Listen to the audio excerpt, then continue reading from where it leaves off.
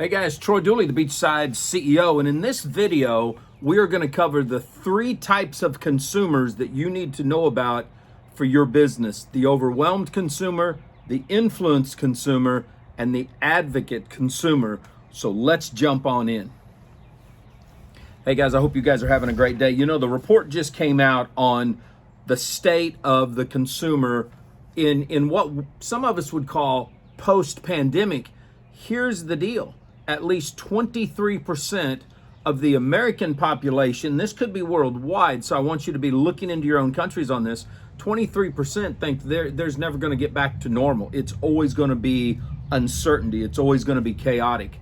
And that's something that every brand out there, every C-suite marketer should be focused on, should be looking at. And if you're a Main Street entrepreneur, someone that's putting in a brick and mortar, someone that's working on the internet, someone that's in a direct sales company, then stay tuned because this is very important to you guys. Let's look at some of the most current. The overwhelmed consumer, what does that mean? The overwhelmed consumer includes consumers who are managing both careers and children, who may be in and out of daycare, in and out of school. They're overwhelmed by the day-to-day challenges of balancing, I should say, out of balance of life and work. They are looking for something that's going to help to balance them. They're looking for an escapism, if you will. And they're also the ones that we see a lot on TV who are saying, wait a minute, I don't want all the craziness with my kids at school. This is very interesting, the way we're seeing this play out. The second is the influence consumer. This includes consumers who look at social media ads. They are influenced across different platforms, TikTok, Instagram, interestingly enough, not Facebook. So that's something to keep that. But they look at those social media as helping them make their buying influence. And the last group, and this is the smallest group, is the activist consumer. These include those who they prioritize what a corporation stands for, what a brand stands for. And we can't jump into it in this video deeply, but listen to me on this one. They're not looking for companies or people who do this for a month, a year. Oh, it's the Breast Cancer Awareness Month. Oh, it's the Black Lives Matter. Oh, it's the LTGB. They're looking for people who stand for something all the time. They're value driven, if you will. And this is important. When we look at this, the overwhelmed consumer makes up about 70%. Your influence consumer makes up somewhere in the neighborhood of 23, 25%. The rest is in that activist or advocate consumer. And that's a very interesting situation. Let's look at some of the demographics. About 71% of the overwhelmed consumers are from the ages of 34 to 55, somewhere in that neighborhood. When you look at the influence consumer, we're looking at somewhere in the neighborhood of 25 to about 55. When you look at the advocate consumer, you're literally looking at that age of it fluctuates. The lower end's about 18%, all the way up to 65 or more. If you guys have just been focusing on the advocacy side on the millennials, then you're losing out on the Gen X. You're losing out possibly on some of the baby boomers that are out there. So it's very interesting. When we look at the medium range of income, the overwhelmed consumer is making about $75,000 a year. The advocate consumer, the influence consumer, when you look at them, they're making on an average of about $100,000 a year. When you look at the activist consumer, they're upward somewhere between 125, 150 is what they are. Now, this is the interesting thing here too. I want you guys to look at this. Children, they have children under the age of 18. 100% are the overwhelmed consumers. 40% on influence consumers, 43% on activist consumers. So the overwhelmed consumer, and again, at the top here, I mentioned, they're the ones that are trying to balance that work, career, home life. And when you look at the pandemic, you realize that they've been cramped up. Probably in the beginning, they didn't want to homeschool. Now they're used to homeschooling. The overwhelmed consumer, this is something that's very interesting.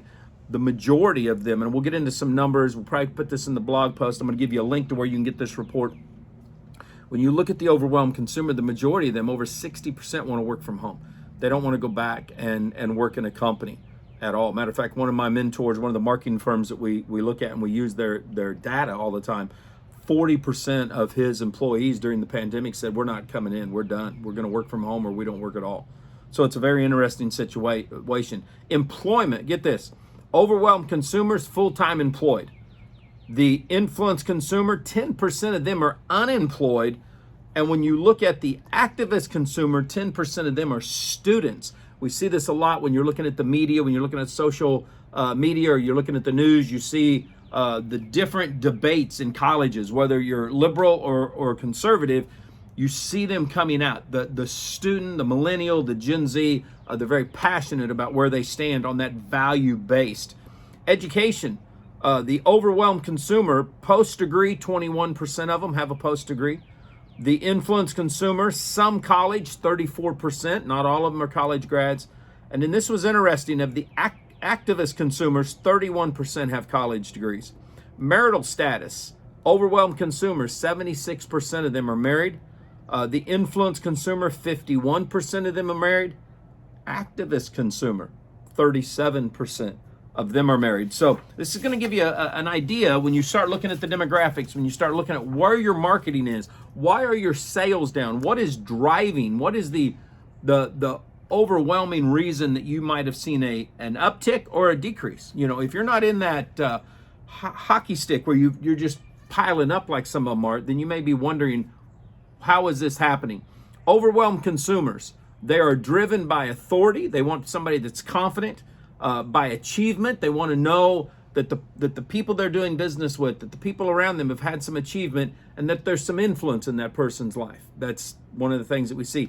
Probably what you can look at there is, if you're out here marketing online, especially to an influenced consumer, because they're looking for conformity, reputation, and stimulation. That group right there alone, if you're on the internet and this is who you're focusing on, matter of fact, I'd say the first two groups specifically. What you need to do is you need to be a little bit more vulnerable. You need to be talking about who your mentor was, where you're learning all this stuff, where you are still concerned, you know, in some things. That's a very important part of where we're at in a post-trust era. And we've done other deep dives into the post-trust era, which started in 2010. We saw it again 2016. 2020 was explosive. And now we've seen it again as we've moved through into the new election cycle. We're seeing it in the midterms. Okay, trust is very powerful. So if you're a brand and you can't distinguish yourself from your competition, you don't know how to do that. If you can't be authentic, okay, none of this 30 days, oh, let's take care of the toddies deal. You need to be focused 100%. There's no doubt in anybody's mind that I'm a patriot, that I love my country, that I love the people in it, that we focus forward. That's a 24/7 with me. That's just the way it is. They know that I love my family.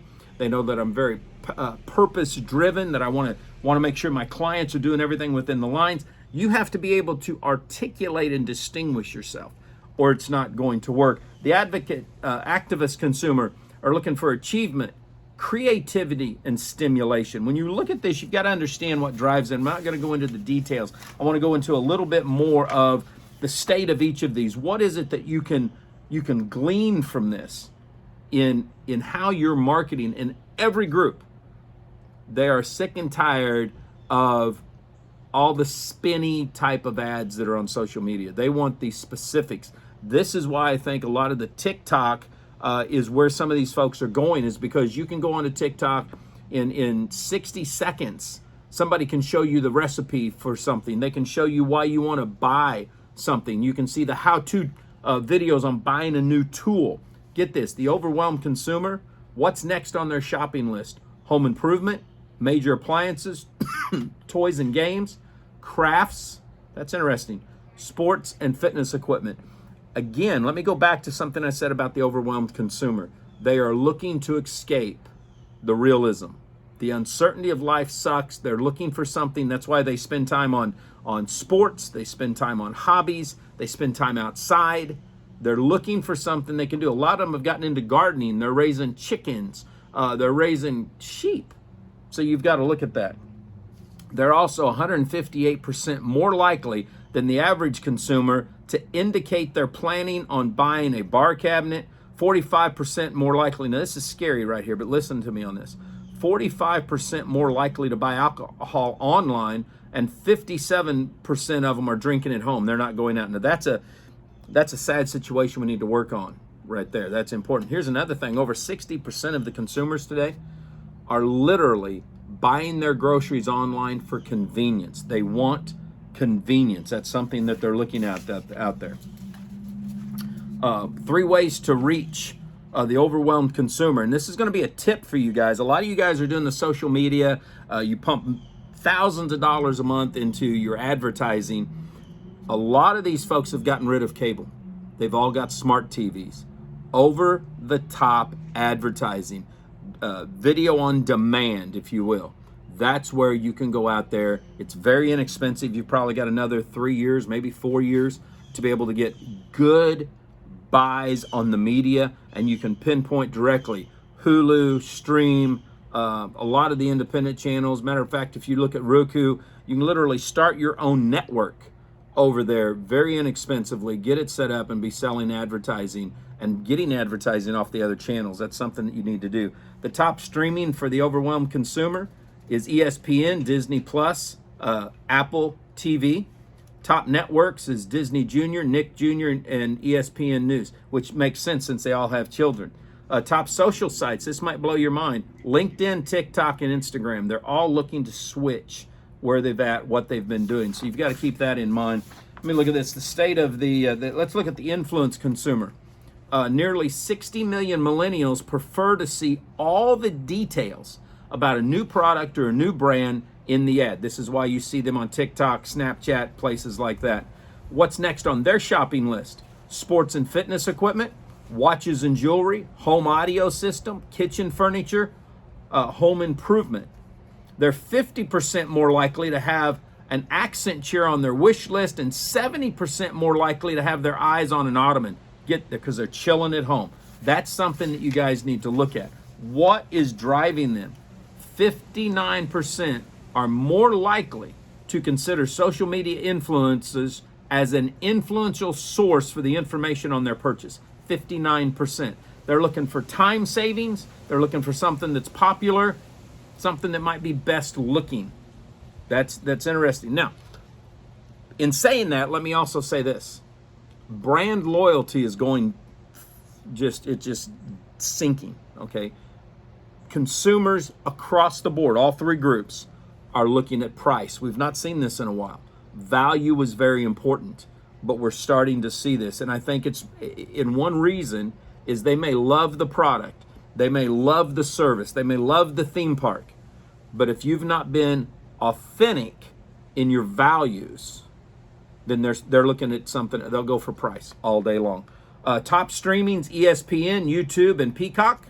Top networks is Telemundo, Nickelodeon, and the Cartoon Network.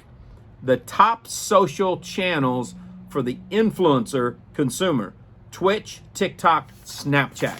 Okay, that gives you a rundown, gives you on that. Let's look at the last one, the activist consumer. What's next on their shopping list? Home improvement items. We've seen this across the board. People are looking to escape the uncertainty, so they're putting stuff together with their hands. They're looking at stuff that they can do in their home. They're looking for bed and bath items, music, movies, books, personal audio devices, kitchen appliances. Okay, we've seen an uptick on this. You've got to keep this in mind. Their focus on corporate responsibility doesn't mean they're abandoning corporations. The activist consumer is more likely than any other consumer to have an Amazon Prime membership, Costco membership, Instacart, and others. But they want to make sure that you're staying true to who you are. 80% are more likely to buy from DTC brands than that will ship directly to them. They want direct to consumer is what they're looking for. They want something that produces stability, that's innovative, and energy efficient. This is why the majority of these folks here are buying their groceries from home. They can get their groceries. They've got more time. They want time. They want their life. Okay, and we definitely see that on the overwhelmed consumer, as I spoke earlier.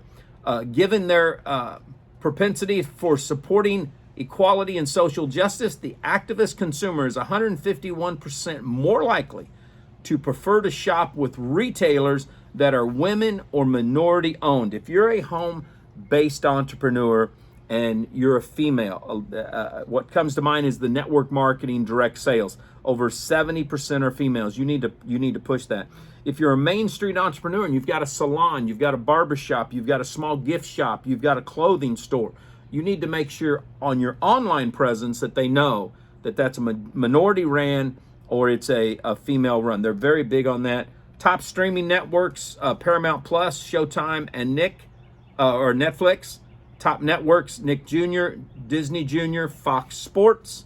Top social channels for the advocate consumer, Reddit, TikTok, Snapchat. Nowhere in this report for 2022 do we see anything about Facebook, Twitter.